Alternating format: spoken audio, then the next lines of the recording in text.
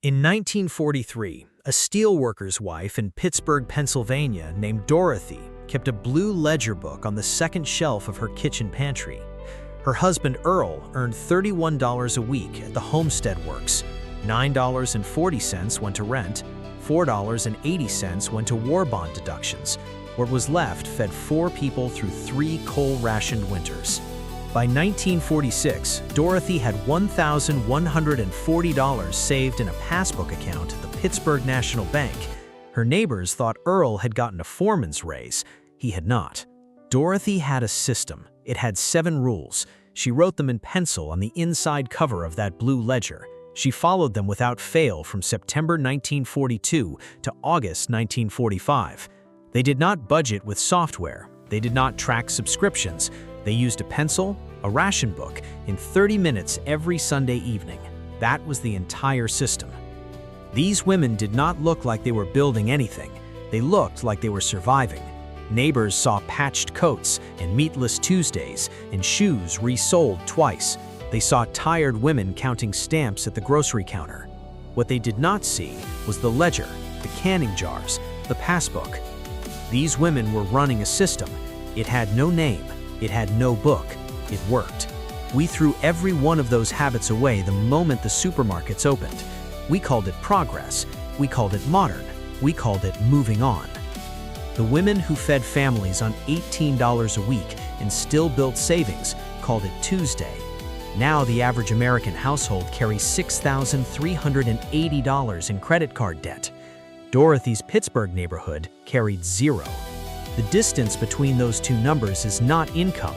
It is a habit we abandoned and never replaced.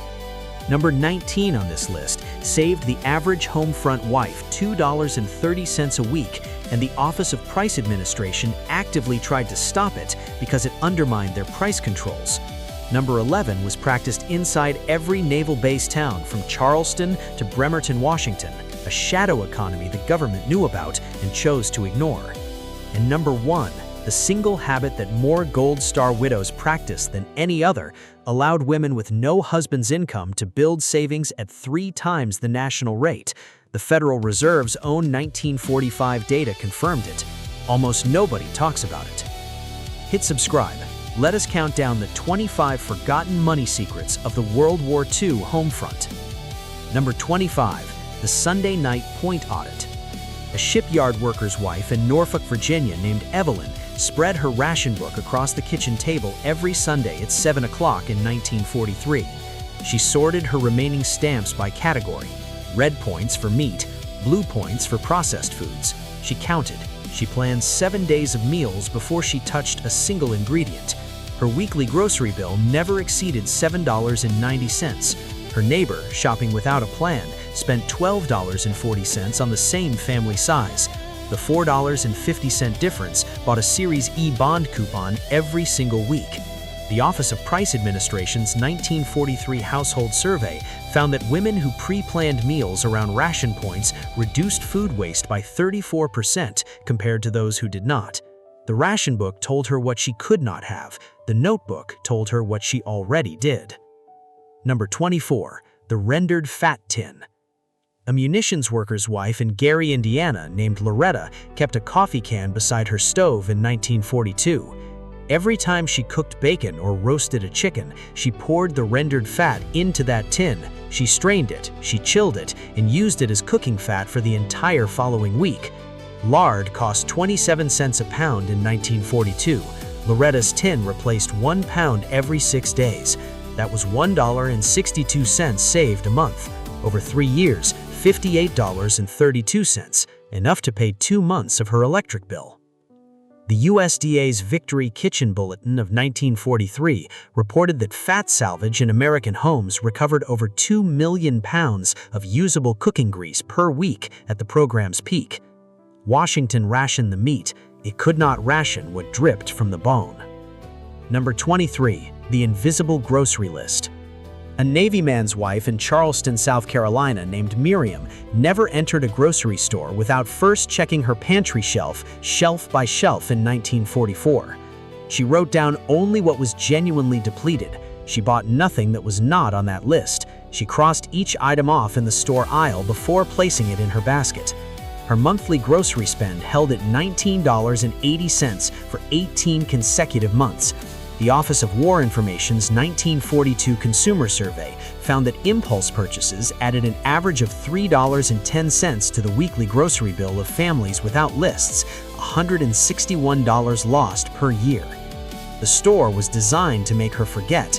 The list made her remember everything. Number 22. The shoe resoling rotation.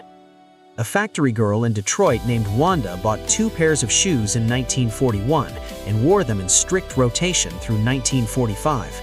Every 6 weeks, she brought 1 pair to the cobbler on Gratiot Avenue. Resoling cost 35 cents. A new pair of women's shoes cost $3.49 under OPA price ceilings. She spent $2.80 a year on shoe maintenance instead of $13.96 on replacements.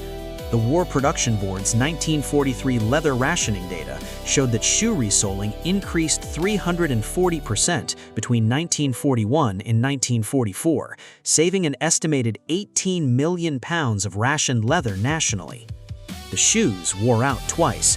The system that kept them never did. Number 21. The cold water wash rule. A steelworker's wife in Pittsburgh, Pennsylvania named Helen washed every piece of clothing in cold water from January 1943 forward. She had read a notice from the Office of War Information pinned to the bulletin board at her church. Hot water heating consumed fuel needed for production. She complied. She saved. Her monthly gas bill dropped from $4.10 to $2.75. That $1.35 monthly saving compounded over 30 wartime months to $40.50, enough to purchase 3 $25 Series E bonds at their $18.75 issue price. The Office of War Information's 1942 Home Conservation Survey found that households switching to cold water washing reduced home fuel consumption by an average of 11% annually. Washington asked her to save fuel for the war. She saved money for herself. Number 20. The bread heels stockpile. A Gold Star widow in Baltimore named Ruth never threw away a bread heel. She dried it on a rack above the stove. She ground it into breadcrumbs with a hand grinder she owned from 1931. She used those crumbs to stretch meatloaf, top casseroles, and coat fried foods for an entire week. A box of commercial breadcrumbs cost 11 cents in 1942.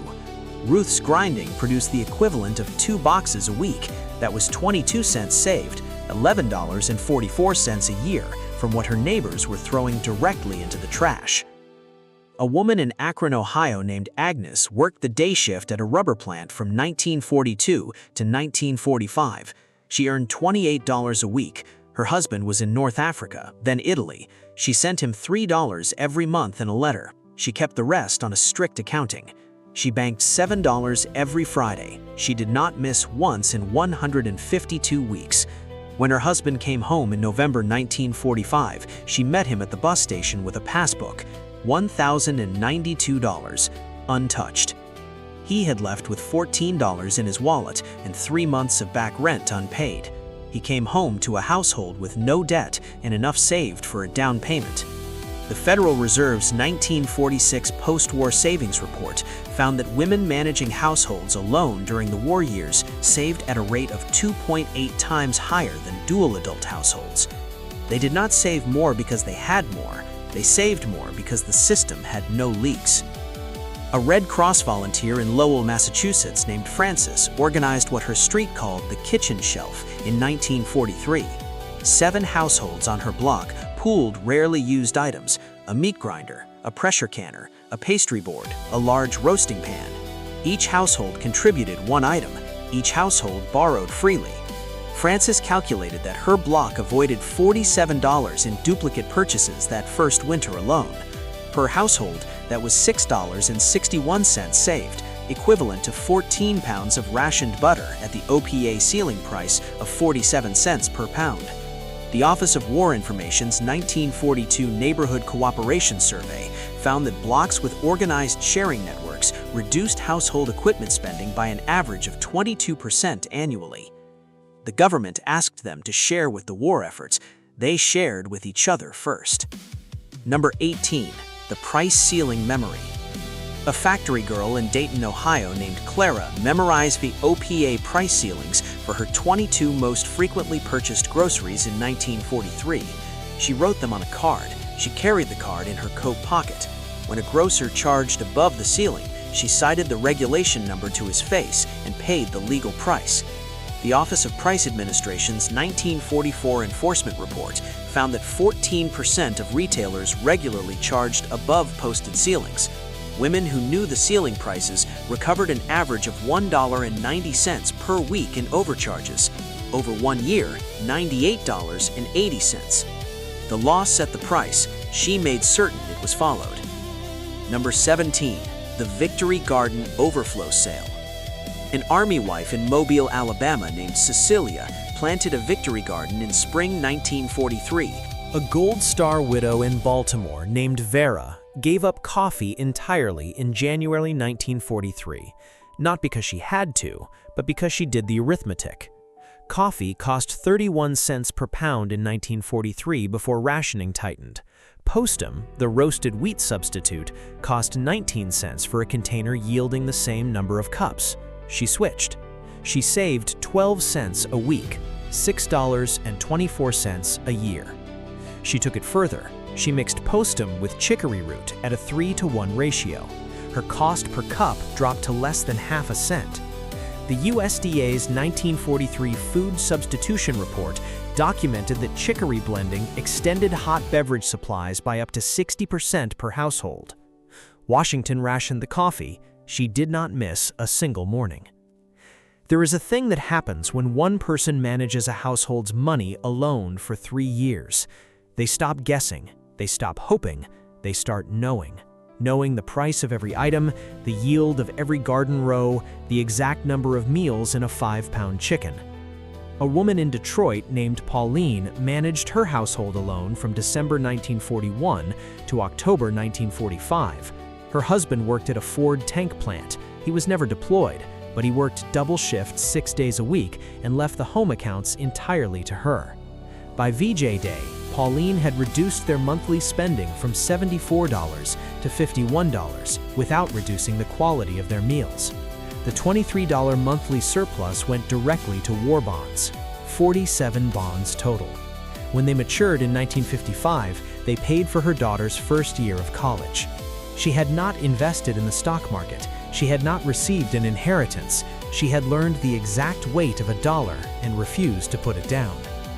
A munitions worker's wife in Pittsburgh named Stella bought 1 whole chicken per week at a cost of 29 cents per pound in 1943. Sunday, roast chicken.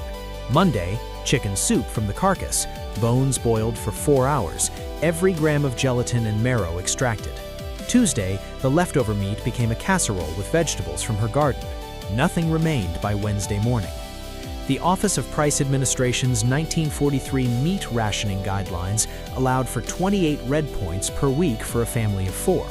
A whole chicken cost 6 points. Stella's 3-meal extraction gave her family 21 remaining points for beef or pork that same week. An army wife in Norfolk, Virginia, named Betty, divided her husband's $54 monthly allotment check into 7 envelopes the day it arrived in 1943. Rent, groceries, coal, clothing, medical, church, savings. She wrote the amount on the outside of each envelope in pencil. She spent from the envelope. When the envelope was empty, that category was done. She never borrowed from one envelope for another. In 31 months of her husband's deployment, she never exceeded her grocery envelope once. The savings envelope received $9 every single month, $279 total by the time he came home. The Federal Reserve's 1944 Household Finance Study of Wartime found that physical cash allocation systems, envelopes, jars, or boxes, reduced category overspending by 41% compared to households that managed money from a single account. A factory girl in Detroit named Rose stopped buying silk stockings entirely in 1942 when the War Production Board banned their manufacture for civilian use. She mixed liquid leg makeup, sold commercially as leg silk for 35 cents a bottle, with a small amount of cold cream to extend it by 40%. She applied it with a damp sponge. Her roommate drew a seam line up the back of each leg with an eyebrow pencil. A pair of pre-war silk stockings cost $1.25.